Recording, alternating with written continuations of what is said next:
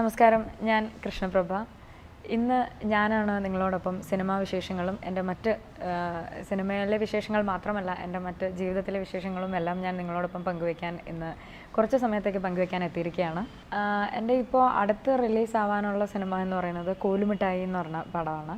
അത് ഡയറക്റ്റ് ചെയ്യുന്നത് അരുൺ വിശ്വം എന്ന് പറഞ്ഞിട്ടുള്ള ഒരു പുതിയ ഒരാളാണ്.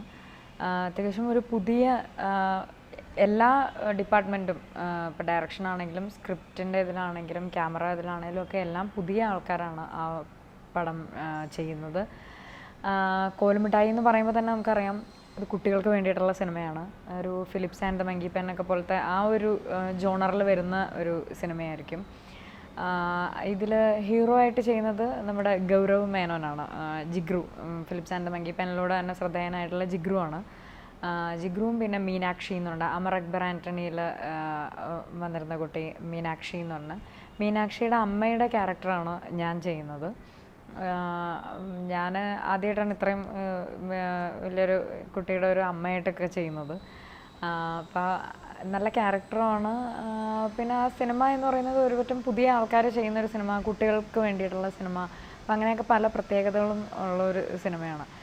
കുറച്ചൊക്കെ നമ്മുടെ പഴമയെ, നമ്മുടെ കുട്ടിക്കാലത്തെയൊക്കെ ഓർമ്മിപ്പിക്കുന്ന തരത്തിലുള്ള ഒരു നാട്ടിൻ പുറത്തെ കഥ പറയുന്ന ഒരു സിനിമയാണ്. ഇപ്പോൾ അതാണ് ഏറ്റവും അടുത്ത് റിലീസാവാനുള്ള സിനിമ. പിന്നെ ഇനി ഷൂട്ട് തുടങ്ങാനുള്ളത് ഏകദേശം ഓഗസ്റ്റ്, പിന്നെ സെപ്റ്റംബർ, നവംബർ ആ ഒരു കാലഘട്ടത്തിലേക്കാണ് ഞാനിപ്പോൾ സിനിമ എടുത്തിട്ടുള്ളത്. ഈ ഒരു മാസത്തിലേക്കാണ് സിനിമ എടുത്തിട്ടുള്ളത്. അതിൻ്റെ ഡീറ്റെയിൽസ് വഴിയേ തന്നെ അറിയിക്കുന്നതായിരിക്കും.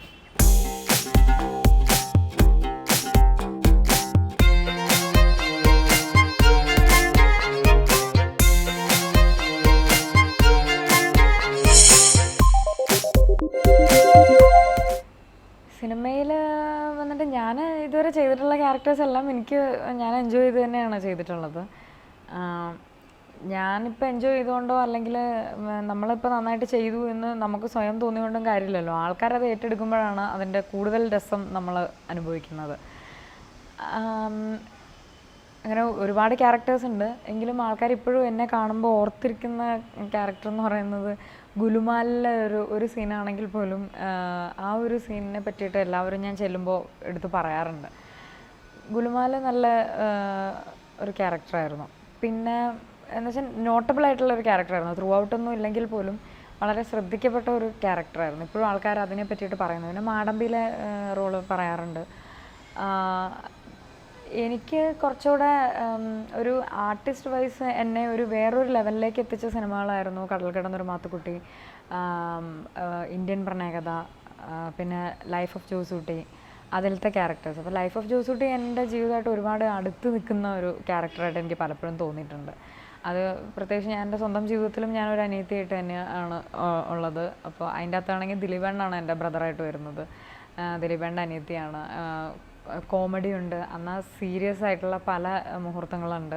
അപ്പോൾ എനിക്ക് കുറച്ചുകൂടെ ചേർന്ന് നിൽക്കുന്ന, എൻ്റെ മനസ്സിനോട് ചേർന്ന് നിൽക്കുന്ന ക്യാരക്ടേഴ്സ് എന്ന് പറഞ്ഞാൽ എനിക്ക് ഈ 3 സിനിമകൾ, ഇന്ത്യൻ പ്രണയകഥ, ലൈഫ് ഓഫ് ജോസൂട്ടി, കടൽ കിടന്നൊരു മാത്തുക്കുട്ടി, അങ്ങനെയുള്ള സിനിമകളാണ് എനിക്ക് കുറച്ചുകൂടെ ഒരു ആർട്ടിസ്റ്റ് എന്ന നിലയ്ക്ക് എനിക്ക് ചേർന്ന് നിൽക്കുന്നതായിട്ട് എനിക്ക് തോന്നിയിട്ടുള്ളത്. ബാക്കി എല്ലാ ക്യാരക്ടേഴ്സും എല്ലാ സിനിമകളും ഞാൻ എൻജോയ് ചെയ്ത് തന്നെയാണ് ചെയ്തിട്ടുള്ളത്. ആൾക്കാരിൽ നിന്നും ഇപ്പോൾ കോമഡി ചെയ്യുമ്പോൾ ആൾക്കാരിൽ നിന്നും നമുക്ക് കുറച്ചുകൂടെ ഇൻറ്റിമേറ്റ് ആയിട്ടുള്ള റെസ്പോൺസ് ആയിരിക്കും കിട്ടുക. അപ്പോൾ കുറച്ചുകൂടെ അടുത്ത് നിന്നിട്ടായിരിക്കും ആൾക്കാർ പറയുക. ഇന്ത്യൻ പ്രണയകഥയുടെ ക്യാരക്ടർ എനിക്കിഷ്ടമാകുമ്പം ആൾക്കാർ പറയും, അയ്യോ നിങ്ങൾക്ക് അങ്ങനെ ഒരു സങ്കടം ഉണ്ടായിരുന്നു എന്നൊക്കെ പറഞ്ഞിട്ട് ഭയങ്കര എന്തോ അവരിങ്ങനെ പറയാൻ മടിക്കുന്ന പോലെ, എന്നാൽ നന്നായിരുന്നു, നല്ലതായിട്ട് ചെയ്തിട്ടുണ്ടായിരുന്നു എന്നൊക്കെ ഒന്ന് പറയുമ്പം അത് വേറൊരു ലെവലിലുള്ള ഒരു അഭിപ്രായങ്ങളായിരിക്കും. എല്ലാ ക്യാരക്ടേഴ്സും ഞാൻ വളരെ എൻജോയ് ചെയ്ത് തന്നെയാണ് ചെയ്തിട്ടുള്ളത്. എനിക്കങ്ങനെ ഏത് ഇന്നതെന്ന് പറഞ്ഞിട്ട് ഒരെണ്ണം മാത്രമായിട്ട് എടുത്ത് പറയാൻ കുറച്ച് ബുദ്ധിമുട്ടുണ്ട്.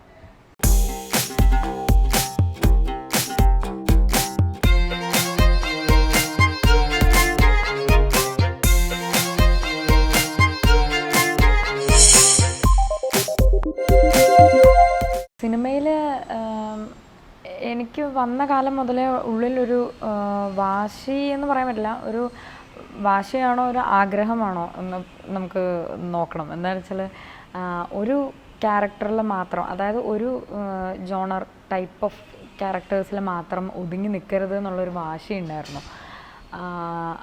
അത് ഇപ്പോൾ ഒരു കോമഡി ആർട്ടിസ്റ്റാണ് എന്ന് ഉള്ളൊരു ലേബൽ നമുക്ക് വരാൻ പാടില്ല എന്നുള്ളൊരു ആഗ്രഹമുണ്ട്. അതിൽ നിന്ന് അതാണ് ഞാൻ നേരത്തെ പറഞ്ഞത്, ഞാൻ കോമഡി ചെയ്ത് സിനിമയിൽ എൻട്രി ചെയ്ത ഒരു ആർട്ടിസ്റ്റാണ്. പക്ഷേ എൻ്റെ വേറൊരു തലത്തിലേക്ക് എത്തിക്കുന്ന തരത്തിലുള്ള സിനിമകളായിരുന്നു ഈ ഇന്ത്യൻ പ്രണയകഥ, കടൽ കടന്നൊരു മാത്തുക്കുട്ടി, പിന്നെ ലൈഫ് ഓഫ് ജോസൂട്ടി. അതൊരു ക്യാരക്ടർ റോളിലേക്ക് മാറ്റി ഒരു മോൾഡ് ചെയ്യപ്പെട്ട ഒരു സിനിമകളായിരുന്നു. അപ്പോൾ അതേപോലെ ഒരു ക്യാരക്ടർ റോളിലേക്ക് ഇപ്പോൾ വന്നിട്ടുണ്ട്. അങ്ങനെ എല്ലാ ടൈപ്പ് ഓഫ് ക്യാരക്ടേഴ്സും ചെയ്യാൻ പറ്റുന്ന ഒരു ആക്ട്രസ്സാണ് എന്ന് തെളിയിക്കുകയാണ് എൻ്റെ ഏറ്റവും വലിയൊരു ലക്ഷ്യം എന്ന് പറയുന്നത്.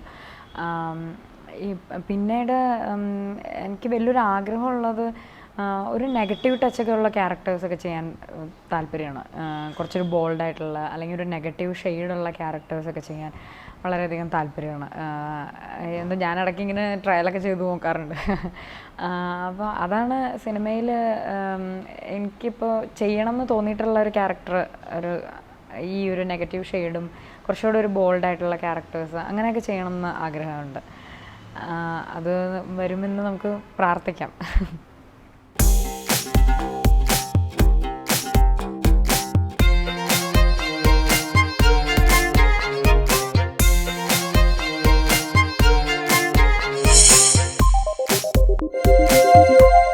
സിനിമയിലേക്ക് ഞാൻ വന്നത് ഒരുപാട് ടി വി ഷോസ് ചെയ്തിട്ടുണ്ടായിരുന്നു.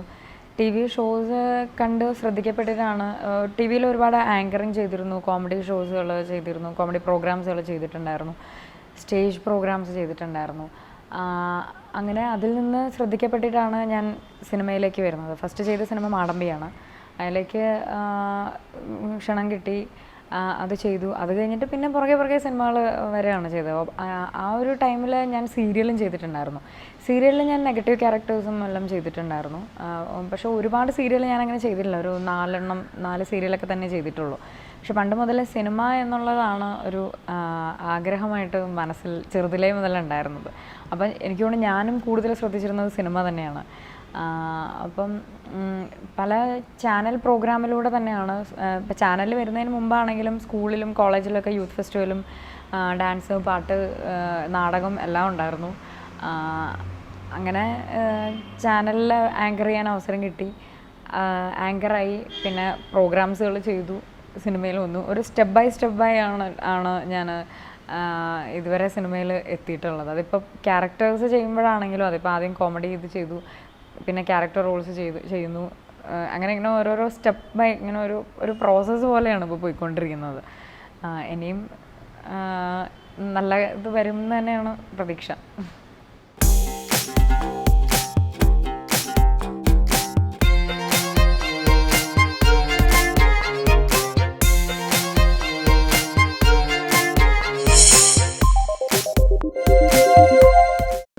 ഡാൻസ് എന്ന് പറയുന്നത് ഞാൻ 3 വയസ്സ് മുതൽ അഭ്യസിക്കുന്നതാണ്.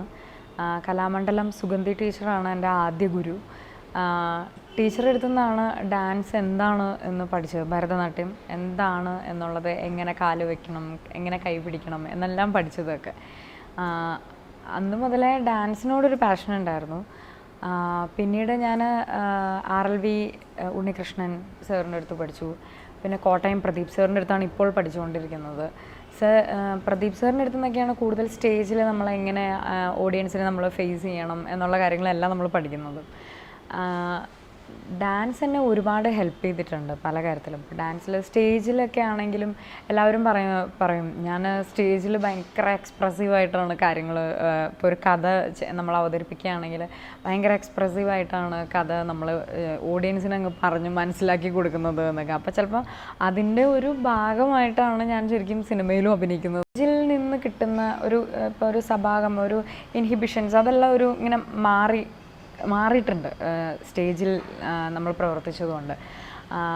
അപ്പം അത് തന്നെയായിരിക്കും ചിലപ്പോൾ ക്യാമറയുടെ മുമ്പിലും വളരെ ഫ്രീ ആയിട്ട് അഭിനയിക്കാൻ പറ്റുന്നത്. ചില സിനിമകളൊക്കെ കാണുമ്പോൾ ചിലർ അഭിപ്രായം പറയാറുണ്ട്, സിനിമയിൽ വളരെ ഫ്രീ ആയിട്ട് അഭിനയിക്കുന്നതായിട്ട് തോന്നിയിട്ടുണ്ട് എന്ന് പറയും. പക്ഷെ ഞാൻ ഉള്ളിൽ ടെൻഷൻ അടിക്കുന്നുണ്ടെങ്കിലും പുറത്തേക്ക് വളരെ ഫ്രീ ആയിട്ടാണ് അഭിനയിക്കുന്നതായിട്ടാണ് ഓഡിയൻസിന് തോന്നുന്നത്. അതൊക്കെ സ്റ്റേജിൽ നിന്ന് വന്നിട്ടുള്ള ഗുണങ്ങളാണ് ആയിട്ട് തന്നെയാണ് ഞാൻ വിശ്വസിക്കുന്നതും. പിന്നെ ഡാൻസ് ഇപ്പോൾ ഞാൻ അലയൻസ് യൂണിവേഴ്സിറ്റിയിൽ ബാംഗ്ലൂർ അലയൻസ് യൂണിവേഴ്സിറ്റിയിൽ എൻ്റെ സർട്ടിഫിക്കേഷൻ ഡിപ്ലോമ കോഴ്സ് കഴിഞ്ഞിരുന്നു. അപ്പോൾ ഡാൻസ് ഒരിക്കലും നിർത്താനുള്ള ഒരു തീരുമാനമേ ഇല്ല. ഡാൻസിൻ്റെ കാര്യത്തിൽ ഇനിയും സ്റ്റേജിൽ എന്തെല്ലാം പുതിയ തരത്തിലുള്ള കോൺട്രിബ്യൂഷൻസ് കൊണ്ടുവരാൻ പറ്റും എന്നതിനെ പറ്റിയിട്ടുള്ളൊരു ആലോചനയിലാണ്. അധികം വൈകാതെ തന്നെ ഡാൻസിൻ്റെ വേറൊരു രൂപവുമായിട്ട് ഞാൻ പ്രേക്ഷകരുടെ മുന്നിലേക്ക് എത്തുന്നതായിരിക്കും. അതിൻ്റെ അണിയറയിലാണ് ഇപ്പോൾ. നമ്മളെല്ലാം ആലോചിക്കുന്നു. അതിൻ്റെ പുറകിലെ പണികളെല്ലാം തുടങ്ങിക്കഴിഞ്ഞു. കൂടുതൽ ഡീറ്റെയിൽസ് എല്ലാം ആയി കഴിഞ്ഞിട്ട് പറയാൻ തോന്നുന്നു. അപ്പോൾ അതൊരു ചെറിയൊരു സസ്പെൻസ് പോലെ തന്നെ ഇരിക്കുന്നതായിരിക്കും നല്ലത്. അതാണ് ഇപ്പോഴത്തെ എൻ്റെ ഡാൻസിനെ പറ്റിയിട്ടുള്ളൊരു മെയിൻ പ്ലാൻ മനസ്സിലുള്ളത്.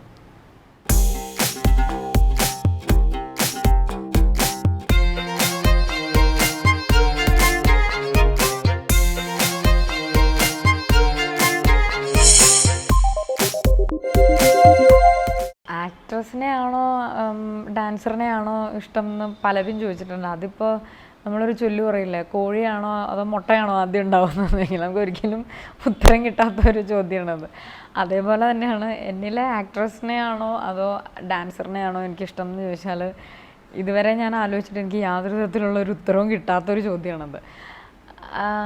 പക്ഷേ എങ്കിൽ പോലും ഞാൻ ഒരു പൊടിക്ക് ആക്ട്രസിനെയാണ് ഇഷ്ടപ്പെടുന്നതെന്ന് എനിക്ക് തോന്നുന്നു. കാരണം സിനിമ എന്ന് പറയുന്നത് ഞാൻ ചെറുതിലേ മുതൽ ഒരുപാട് സ്വപ്നം കണ്ടിട്ടുള്ളതാണ്. സിനിമ ഇതെങ്ങനെ ഉണ്ടാവുന്നു, ഇതെങ്ങനെ ഈ ഒരു സംഭവം ഉണ്ടായിട്ടുള്ളത്, ഇങ്ങനെ ഒരു പ്രസ്ഥാനം വരാനുള്ള കാരണം എന്താണെന്ന് ഒരുപാട് ആലോചിച്ചിട്ടുണ്ട്. ഡാൻസിനെ പറ്റിയിട്ട് ഞാനങ്ങനെ ആലോചിക്കുകയല്ല. ഡാൻസ് ഇഷ്ടമാണ് ചെയ്യാൻ. അത് ടീച്ചേഴ്സ് പഠിപ്പിക്കുന്നത് ചെയ്യുന്നു. ചില സമയത്ത് ഞാൻ ഓൺ കൊറിയോഗ്രഫിയൊക്കെ ചെയ്യുമെങ്കിൽ പോലും നമ്മളൊരു ചിട്ടയായിട്ട് അത് പഠിക്കുന്നുണ്ട്. അത് ചെയ്യാൻ താല്പര്യമാണ്. ഒരുപാട് ഷോസ് ചെയ്യാൻ താല്പര്യമാണ്. എന്തൊക്കെയാണെങ്കിലും ഞാനൊരു ഡാൻസർ ആയതുകൊണ്ട് ലോകം കാണാനുള്ളൊരു ഭാഗ്യം ഉണ്ടായിട്ടുണ്ട്. പക്ഷേ അത് വെറും ഒരു ഡാൻസർ ആയതുകൊണ്ട് മാത്രമല്ല, എന്നെക്കാളും കഴിവുള്ള ഒരുപാട് ഡാൻസേഴ്സ് ഉണ്ട്. പക്ഷെ അവരാരും ഇതുപോലെ ഷോസ് ചെയ്യുന്നില്ല, പുറത്ത് പോകുന്നില്ല.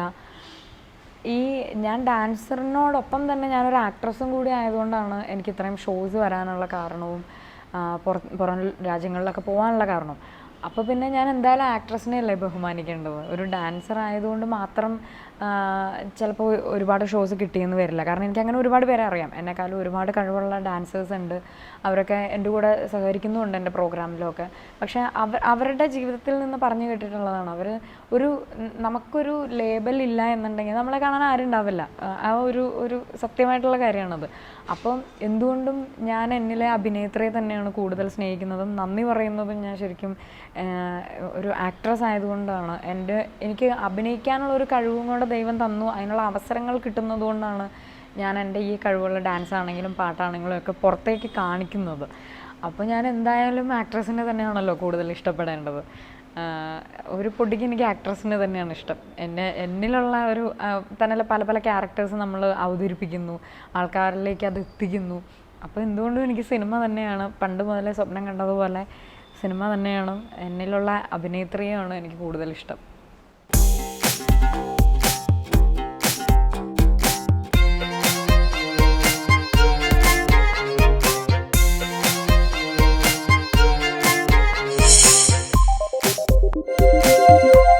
ഇപ്പോൾ ഡാൻസും അഭിനയമാണ് ഞാൻ ചെയ്യുന്ന ക്രിയേറ്റീവ് സൈഡ് എന്ന് പറയുന്നത്.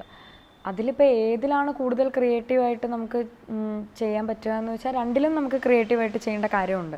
കാരണം ഇപ്പോൾ സ്റ്റേജിലാണെങ്കിൽ ഞങ്ങൾ ഈ അടുത്ത് ഒരു ഭരതനാട്യത്തിൽ ഡാൻസ് ഡ്രാമ പോലെ രാമായണം ചെയ്യണ്ടായി. അതിൽ സീതയുടെ ക്യാരക്ടറാണ് ഞാൻ ചെയ്യുന്നത്. അതിപ്പോൾ വിത്ത് ലൈവ് ഓർക്കസ്ട്ര ആണെന്നുണ്ടെങ്കിൽ നമുക്ക് നമ്മുടെ ആ ഒരു അഭിനയിക്കേണ്ട ഭാഗം നമുക്ക് എത്ര വേണമെങ്കിലും നമുക്ക് എക്സാജറേറ്റ് ചെയ്യാം. അത് എത്രത്തോളം അത് നമ്മുടേതായ ശൈലിയിൽ അത് നീട്ടാം. ഇപ്പോൾ സീതയ്ക്ക് എന്തൊക്കെയാണ് ആ ഒരു ക്യാരക്ടർ ആവശ്യപ്പെടുന്നത് എന്ന് വെച്ചാൽ നമുക്കത് സ്റ്റേജിൽ നമുക്ക് എക്സാജറേറ്റ് ചെയ്യാം. അതിൽ കുഴപ്പങ്ങളില്ല. ആ ഒരു ഇതിൽ നിന്ന് മാറിപ്പോവാതിരുന്നാൽ മതി. അപ്പോൾ സ്റ്റേജിൽ നമ്മൾ ഇത് ക്രിയേറ്റീവ് സൈഡിൽ നമ്മൾ ചെയ്യുന്നുണ്ട്. ഒപ്പം സിനിമയിൽ ഇപ്പോൾ ഡയറക്ടർ പറയുന്നതിനപ്പുറത്തേക്ക് പോകാൻ പറ്റുമോ എന്നുള്ള ചോദ്യത്തിന് ഡയറക്ടർക്ക് ഒരു പരിധിയുണ്ട് ഒരു ആർട്ടിസ്റ്റിനെ പറഞ്ഞു തരുന്നതിൽ. അപ്പോൾ ഡയറക്ടർ ആ ഒരു ക്യാരക്ടർ ഇങ്ങനെയാണെന്നും അവരുടെ ഒരു മാനറിസം ഇങ്ങനെയാണ് എന്നും ആയിരിക്കും പറഞ്ഞു തരിക. അപ്പോൾ നമ്മളത് ഉൾക്കൊണ്ടിട്ട് നമ്മുടേതായിട്ടുള്ള രീതിയിൽ നമ്മളെ എക്സാജറേറ്റ് അത് എത്രത്തോളം അത് ചെയ്യാം എന്നുള്ളത് നമ്മുടെ കഴിവാണ്. അത് ആ ഒരു പരിധിയിൽ നിന്നുകൊണ്ട് തന്നെ നമുക്ക് നല്ല രീതിയിലാക്കാം. അങ്ങനെ ചെയ്യുന്ന ഒരുപാട് പേരുണ്ടല്ലോ, ഒരുപാട് ആർട്ടിസ്റ്റുകൾ ഇതിന് മുമ്പ് നമുക്ക് വന്ന് പോയിട്ടുണ്ട്. ഇപ്പോൾ ജഗദീശേട്ടനൊക്കെ ആണെങ്കിലും ഒരു ക്യാരക്ടർ ചിലപ്പോൾ പറഞ്ഞു വൺ ലൈൻ ചിലപ്പോൾ ഇന്നതാണ് ആ ക്യാരക്ടർ എന്ന് മാത്രമേ ചിലപ്പോൾ ഡയറക്ടർ പുള്ളിക്ക് പറഞ്ഞു കൊടുത്തിട്ടുണ്ടാവുള്ളൂ. പക്ഷേ ബാക്കിയെല്ലാം പുള്ളി കയ്യിൽ നിന്ന് ഇട്ട് ചെയ്യുന്നതാണ്. ഇപ്പോൾ സുരാജേട്ടനൊക്കെ ആണെങ്കിലും ഓരോ ഡയലോഗ്സൊക്കെ അവരുടെ സ്പോട്ടിൽ ഇപ്പോൾ സ്ക്രിപ്റ്റിൽ എഴുതിയേക്കാളും കൂടുതൽ ഒരു സ്പോട്ടിൽ ഇംപ്രവൈസ് ചെയ്തൊക്കെ ചെയ്യുന്നത് അതൊക്കെ ഒരുതരം ക്രിയേറ്റിവിറ്റിയാണ്. അതിലും ആരും അവിടെ ഒരു തടസ്സമായിട്ട് നിൽക്കുന്നില്ല. അപ്പോൾ എല്ലാ കാര്യത്തിലും നമ്മൾ കൂടുതൽ ക്രിയേറ്റിവിറ്റി ഏത് സൈഡിലാണെന്ന് ചോദിച്ചാൽ നമ്മളെ കൊണ്ട് പറ്റുന്നത്ര തന്നെ കൂടുതൽ ക്രിയേറ്റിവിറ്റി രണ്ട് സൈഡിലും കൊടുക്കണം. സ്റ്റേജിലും കൊടുക്കണം, അഭിനയത്തിലാണെങ്കിലും കൊടുക്കണം. അതിൽ ആരും അങ്ങനെ തടസ്സം ചെയ്യുന്നുണ്ടെന്ന് എനിക്ക് ഇതുവരെ തോന്നിയിട്ടില്ല. നമ്മളെത്രത്തോളം ഇംപ്രവൈസ് ചെയ്യുന്നോ നമുക്ക് തന്നെ ഗുണം ചെയ്യുന്നുണ്ടാവുള്ളൂ. അതൊരിക്കലും ഒരു മോശം ഭാഗത്തിലേക്ക് പോകാതിരുന്നാൽ മതി. ക്രിയേറ്റീവ് സൈഡിൽ നമ്മൾ രണ്ട് തരത്തിലും ഇപ്പോൾ സ്റ്റേജിലാണെങ്കിലും സിനിമയിലാണെങ്കിലും നമ്മുടെ ബുദ്ധി പ്രയോഗിക്കേണ്ടത് അത്യാവശ്യ ഘടകം തന്നെയാണ്.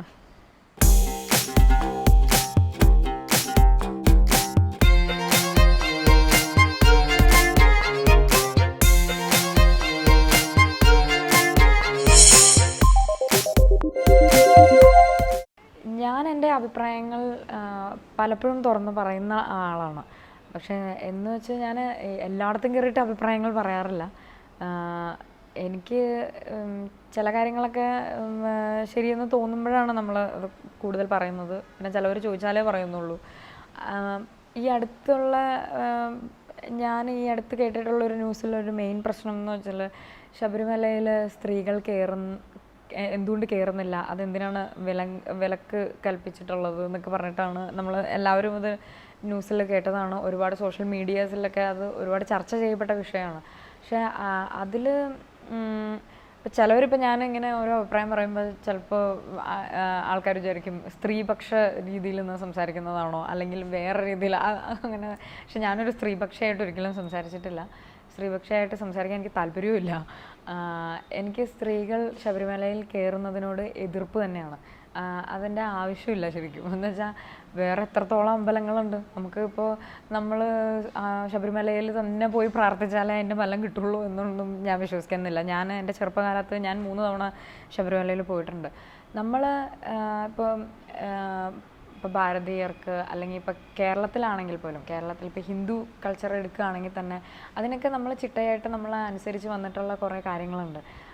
അത് ആ ചിട്ടയിൽ തന്നെ പോകുന്നത് തന്നെയല്ലേ നല്ലത്. നമ്മൾ ഓരോ കാരണവന്മാരുടെ അടുത്ത് നിന്നും കൈമാറി വന്നിട്ടുള്ള ഒരു ഇപ്പോൾ എന്താ പറയുക, ഇപ്പം ഓരോ പൈതൃകങ്ങൾ അങ്ങനെയൊക്കെ പറയാം. അത് നമ്മൾ ആ ഒരു ചിട്ടയിൽ തന്നെ ചെയ്യുന്നതായിരിക്കും നല്ലതെന്ന് എനിക്ക് തോന്നുന്നു. പുതിയതായിട്ടുള്ള നിയമങ്ങൾ നമ്മളിവിടെ കൊണ്ടുവന്ന് അതിനെ വിജയിപ്പിക്കാൻ ശ്രമിക്കുന്നത് എത്രത്തോളം പ്രാക്ടിക്കലാവുമെന്ന് എനിക്ക് തോന്നുന്നില്ല. ശബരിമലയിൽ സ്ത്രീകൾ കയറുന്നതിനോട് എനിക്ക് വലിയ താല്പര്യമില്ല, എതിർപ്പ് തന്നെയാണുള്ളത്. കാരണം മലയുടെ മുകളിലുള്ള ഒരു അമ്പലത്തിൽ തന്നെ കയറിപ്പോയി അവിടെ പോയി എന്തോ മണിയടിച്ച് പ്രാർത്ഥിച്ചാൽ ഇപ്പോൾ എന്തോ ഭയങ്കരമായിട്ട് സംഭവങ്ങൾ കിട്ടുമെന്ന് വിചാരിച്ചിട്ടാന്ന് തോന്നുന്നു അവിടെ മാത്രം എന്തുകൊണ്ട് സ്ത്രീകൾക്ക് കയറി കൂടാന്നൊക്കെ പറഞ്ഞിട്ട് ഈ ഒരു സ്ട്രഗിളൊക്കെ അവർ ചെയ്യുന്നത്. അതൊന്നും അത്ര വലിയ വിഷയമാക്കേണ്ട കാര്യങ്ങളേ അല്ല. ഇപ്പം നമുക്കിപ്പോൾ പോയി പ്രാർത്ഥിക്കാൻ ഇപ്പോൾ ഇവിടെ മൂകാംബികയുണ്ട്, അല്ലെങ്കിൽ ഇപ്പോൾ കേരളത്തിൽ തന്നെയാണെങ്കിലും ഇപ്പോൾ ആറ്റുകാൽ പോലെയുള്ള അമ്പലങ്ങളുണ്ട്, ചോറ്റാനിക്കരയുണ്ട്, ഇനി പുറത്താണെങ്കിൽ ഇവിടെ തിരുപ്പതി ഉണ്ട്. അതുപോലുള്ള അമ്പലങ്ങളിൽ ചെന്ന് പ്രാർത്ഥിച്ചാൽ പോരെ, ദൈവം എല്ലാം ഒന്നാണെന്നല്ലേ നമ്മൾ പറയുന്നത്. അപ്പോൾ എന്തായാലും സ്ത്രീകളെ കയറ്റാത്ത അമ്പലങ്ങളിൽ തന്നെ പോയി പ്രാർത്ഥിക്കണമെന്ന് വാശി പിടിക്കേണ്ട ആവശ്യമുണ്ടെന്ന് എനിക്ക് തോന്നണില്ല. പിന്നെ ഇങ്ങനെ വാശി പിടിക്കേണ്ട പല സബ്ജക്റ്റുകളും ഇവിടെ ഉണ്ട്, അതിനാരും ശ്രദ്ധിക്കുന്നില്ല. എനിക്ക് അതുകൊണ്ടാണ് ഈ ഒരു അനാവശ്യമായിട്ടുള്ള കാര്യത്തെ പ്രോത്സാഹിപ്പിക്കേണ്ട എന്ന് എനിക്ക് തോന്നിയത്.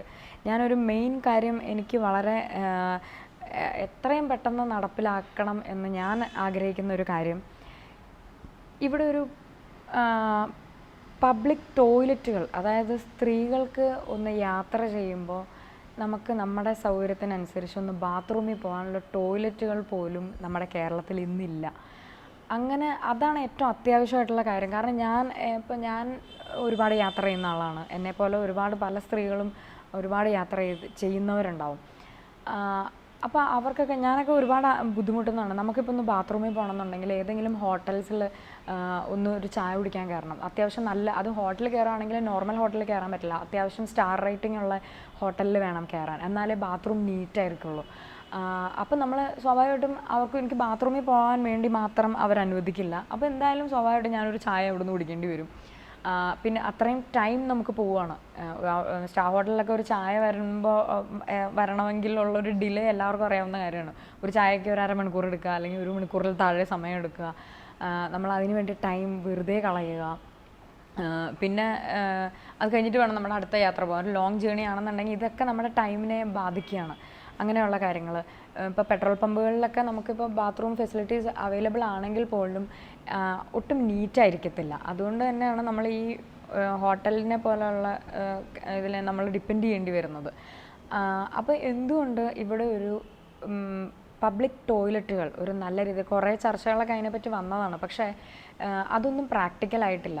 ഞാൻ പുറത്തൊക്കെ പ്രോഗ്രാംസിന് വേണ്ടിയിട്ടൊക്കെ യാത്ര ചെയ്യുന്ന ആളായ കൊണ്ടും അവിടെയൊക്കെ ഞാൻ കണ്ടിട്ടുണ്ട് ഒരു 5 കിലോമീറ്റർ 10 കിലോമീറ്ററിനുള്ളിൽ ഒരു നമുക്ക് റെസ്റ്റ് ഏരിയ എന്ന് പറഞ്ഞിട്ട് നമ്മൾ ഒരു എക്സിറ്റ് എടുത്തിട്ട് അവിടെ കോഫി ഷോപ്പ് ഉണ്ടാവും, റെസ്റ്റ് റൂംസ് ഉണ്ടാവും.